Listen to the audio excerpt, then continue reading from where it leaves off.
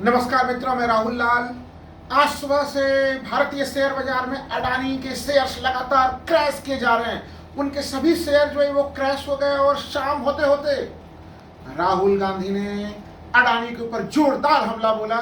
इसमें हम लोग मित्रों जानते हैं कि मुंबई में टीम इंडिया की बैठक हो रही है। वो बैठक आज और कल दोनों दिनों में हो रही है और मुंबई पहुंचते ही राहुल गांधी ने अडानी के ऊपर कुछ जोरदार हमले किए। किस संदर्भ में ये हमले थे, आखिर शेयर बाजार में कैसे हाहाकार मचा कि अडानी के सारे निवेशकों के होश उड़ गए, क्योंकि जो उनकी सभी बड़ी कंपनी, जो उनकी तमाम शेयर्स हैं, वो सुबह से ही जो है कि वो उनकी स्थितियां बिगड़ी हुई थी। और इस स्थिति बिगड़ने के पीछे जो बड़ा कारण था मित्रों, वो था OCCRP के रिपोर्ट्स। OCCRP मतलब organise crime and corruption reporting project. इसके तहत पत्रकारों ने मिलकर कुछ इन्वेस्टिगेशंस किए हैं और इसे दुनिया के दो बड़े शीर्षस्थ इकोनॉमिक अखबारों ने छापा, इसे आर्थिक अखबारों ने छापा। और जो दो बड़े अखबारों ने छापा उसमें द गार्जियन है शामिल और द फाइनेंशियल टाइम्स है शामिल। इन दोनों ने बड़े बड़े हेडिंग्स के साथ OCCRP के रिपोर्ट्स को छापा इन लोगों ने। और मित्रों, कहीं कहीं हिंडनबर्ग रिपोर्ट के बाद जो तमाम आरोप लग रहे थे, इसमें कुछ नए प्रकार के आरोप लगे हैं, लेकिन पुष्टि उसी प्रकार के तरह से हो रही है कि कहीं न कहीं अडानी ग्रुप के शेयर्स को जो है कि उनका आर्टिफिशियली तरीके से उनके कीमतों को बढ़ाने के लिए एक तरह से यहाँ से भारत से पैसा जो है वो बाहर भेजा जाता था ऑफशोर कंपनियों को, सेल कंपनियों को, और अलग अलग सेल कंपनियों के माध्यम से फिर उन पैसों को भारत में लाके अडानी के शेयर में निवेश कराया जाता था, जिससे अडानी के शेयर बाजार में ऊपर चलते थे। देखिए, इस समय जो इस घटनाक्रम को मैं देख रहा हूँ, हिंडनबर्ग रिपोर्ट के बाद अडानी के शेयर्स की क्या स्थिति हुई थी वो हम लोगों ने देखा था। और उस समय वो मामले तमाम हुए कि राजनीतिक तौर पर भी काफ़ी ज़्यादा उठे थे।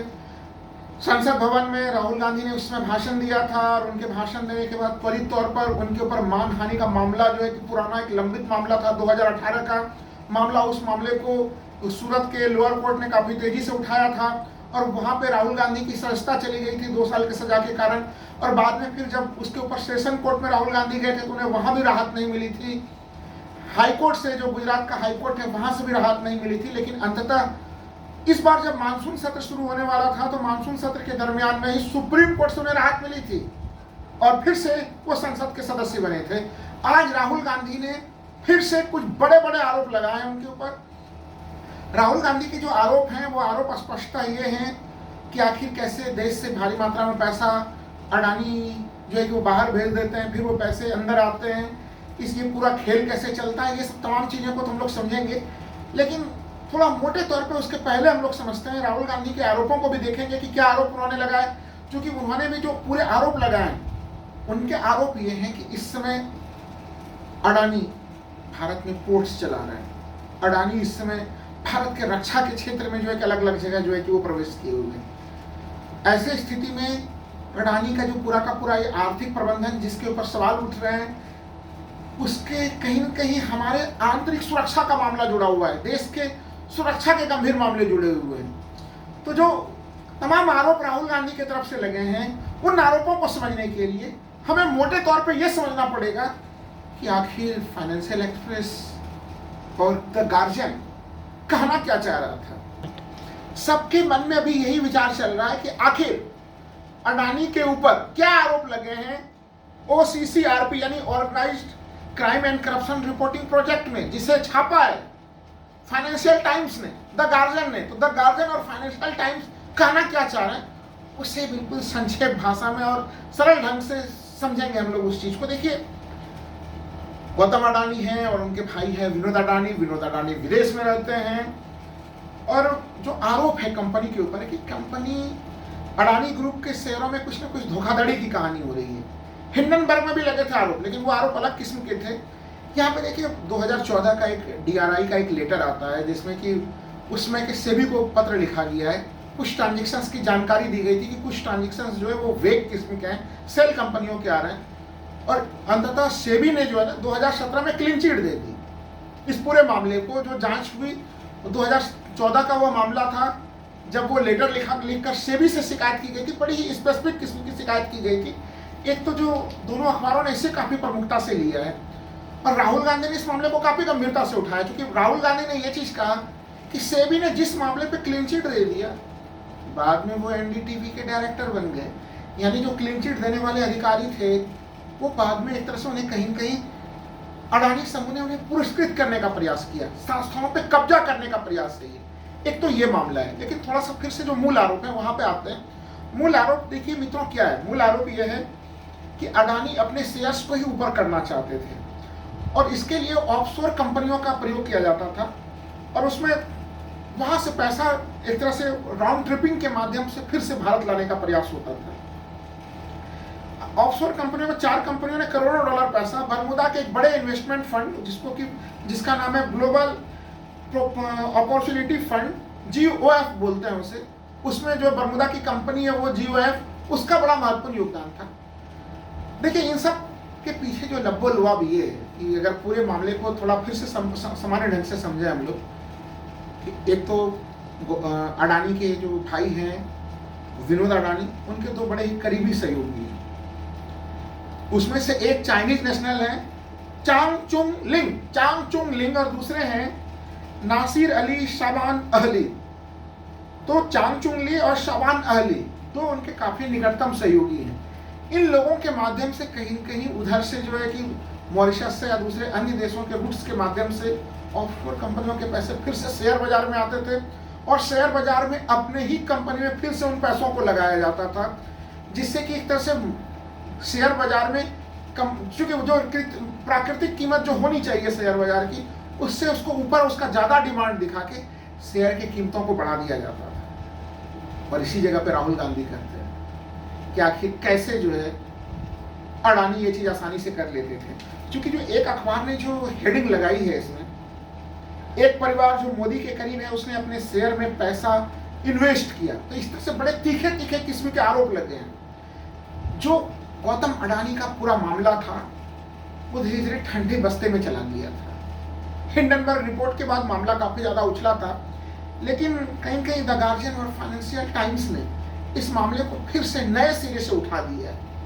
क्योंकि जो आरोप है जिसके बारे में बोल रहा था, ग्लोबल अपॉर्चुनिटी फंड, इससे जुड़ी हुई 2 कंपनियां हैं। एक कंपनी का नाम है इमर्जिंग इंडिया फोकस फंड्स और दूसरी है EM रिसर्जेंट फंड। तो जो इमर्जिंग इंडिया फोरम फंड है उसे बोलते हैं EIFF। तो ये कुछ नाम है उनके। अब आप लोग पूछेंगे कि देखिए ये जो दोनों कंपनियां हैं, ये दोनों कंपनियां जो है चांग चुंग लिंग और नसीर अली शाबान अहली, इन लोगों के माध्यम से कहीं कहीं एक अंडरस्टैंडिंग था, यानी कि उधर से पैसे लाना है तो कहाँ पे लगाना है। ये इन रिपोर्ट्स के जो लब्बो लुआब है कि जो वहां से पैसे आ रहे थे शेयर बाजार में किस जगह पे कहाँ पे लगाना है, कहीं कहीं उसमें गौतम अडानी और उनके परिवार के करीबियों की पहले से एक प्रायोजित स्थिति होती थी कि हमें इस तरह से इसको आगे बढ़ाना है। लेकिन इसमें जो सबसे बड़ा आरोप राहुल गांधी ने लगाया है, राहुल गांधी का आरोप यह है कि इस समय 2020 के बाद से जो स्थितियां बनी है देश में, जिस तरह से काफी ज्यादा तनाव है भारत चीन के बीच में, अभी भी भारतीय सेना भी सीमा पे खड़ी है, चीनी सेना भी सीमा पे खड़ी है और गलवान के मामले के बाद जो डिसएंगेजमेंट का प्रोसेस था वो पूरा नहीं हो पाया है। G20 को लेकर G20 की बैठक होने वाली है और G20 में अब तक शी जिनपिंग ने आने की स्वीकृति नहीं प्रदान की है। उनके आने पे अभी भी शक की सुई बनी हुई कि वो आएंगे कि नहीं आएंगे। तो इन परिस्थितियों में जो राहुल गांधी का सवाल है वो सवाल ये है, चांग चुंग लिंग जो चाइनीज नेशनल है वो क्या कर रहा है, अडानी के इस कंपनी के लिए एक विदेशी चीनी नागरिक क्या कर रहा है, उसके ऊपर क्यों नहीं ईडी जांच करती है, क्यों नहीं जो हमारे तमाम जो आर्थिक एजेंसियां हैं वो जांच क्यों नहीं करती हैं। ये सवाल उठा रहे हैं, वो इसलिए उठा रहे हैं क्योंकि देश के मूलभूत आधारभूत संरचना, चाहे एयरपोर्ट हो, एयरपोर्ट काफी संवेदनशील होते हैं किसी भी देश की रणनीतिक स्ट्रेटजी के दृष्टि से। पोर्ट्स जिसका संचालन अडानी कर रहा है वो भी काफी संवेदनशील होता है। उन संवेदनशील जगहों पे आज बड़ी मजबूत उपस्थिति है अडानी की।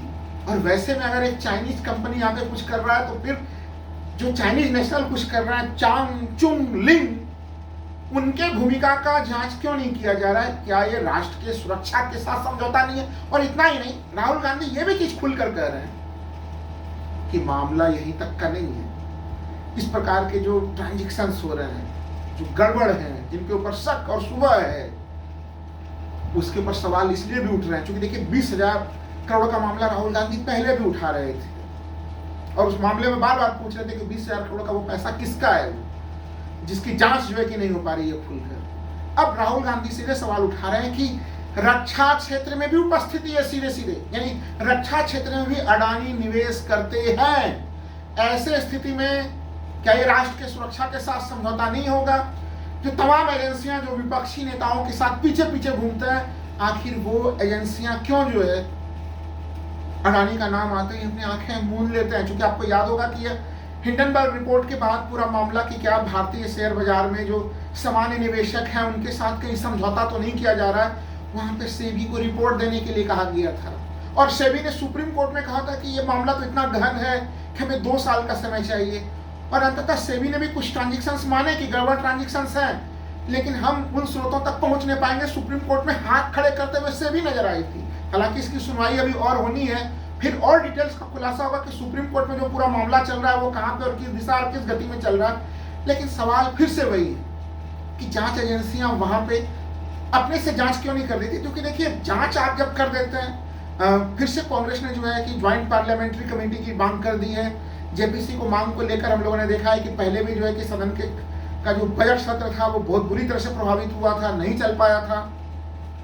अब फिर से आज से जेपीसी का मांग सामने में आ गया है। देखिए मुख्य ध्यान देने वाला चीज ये है कि यह न्यूज सुबह में जब आता है तो शेयर बाजार में अडानी के जितने भी शेयर हैं वो क्रैश कर जाते हैं, चाहे वो अडानी एंटरप्राइजेज हो, Adani port, Adani power, Adani green energy, Adani green solution, Adani Wilmer.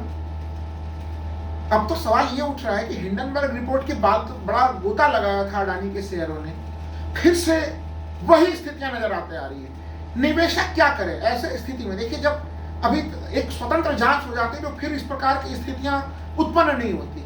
बार बार बाहर से कुछ जांच होती है और उसके बाद फिर जो है कि निवेशकों का भरोसा गिर जाता है। हम लोगों ने पहले भी देखा है कि तमाम कई बड़े बड़े जो फंड्स थे जो अडानी के साथ पुराने उनके लंबे रिश्ते थे, उन लोगों ने हिंडनबर्ग रिपोर्ट के बाद अडानी से दूरी बना ली थी।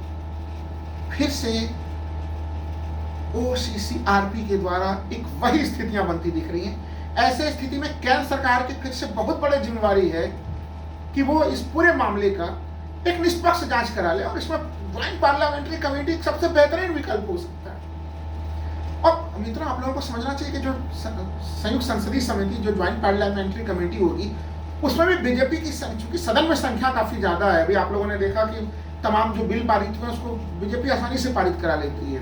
तो सदन में जिस अनुपात में जिन दलों की जो संख्या होती है, संयुक्त संसदीय समिति में भी उसी अनुपात में लोग शामिल होते हैं। तो यानी जो पार्लियामेंट्री कमेटी, जो ज्वाइंट पार्लियामेंट्री कमेटी बनेगी उसमें भी बीजेपी के सदस्यों का अच्छा खासा संख्या होगा। तो बीजेपी की उपस्थिति होगी, कोई एक पक्षी जांच नहीं होगी। तो दूसरी जो एक तो जेपीसी जांच भी अगर इसकी हो जाए, सरकार अगर पहले करा देती तो ज्यादा बेहतर स्थिति होती।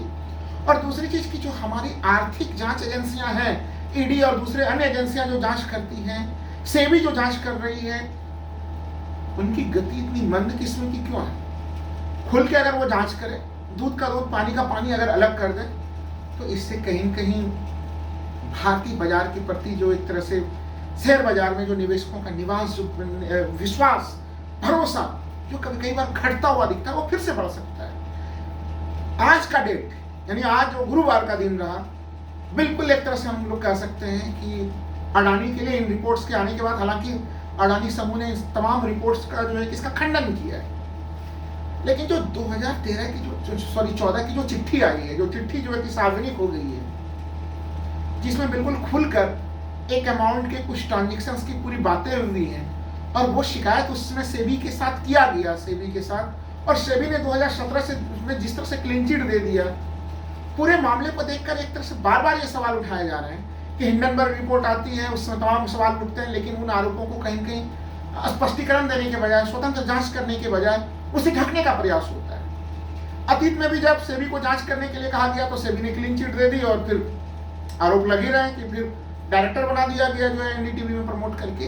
तो ये स्थितियां कहीं कहीं अविश्वास उत्पन्न करती है। केंद्र सरकार को इस मामले पे त्वरित तौर पर पारदर्शी और स्वतंत्र जांच के लिए तैयार होना चाहिए। नहीं तो जो आप लोगों ने, निवेशकों ने लगाया है, मैं सच बता रहा हूं कि अडानी के ऊपर जिस तरह से नए नए खुलासे हमेशा होते रहते हैं, उससे कहीं न कहीं शेयर बाजार में तो इनकी स्थिति कमजोर होगी।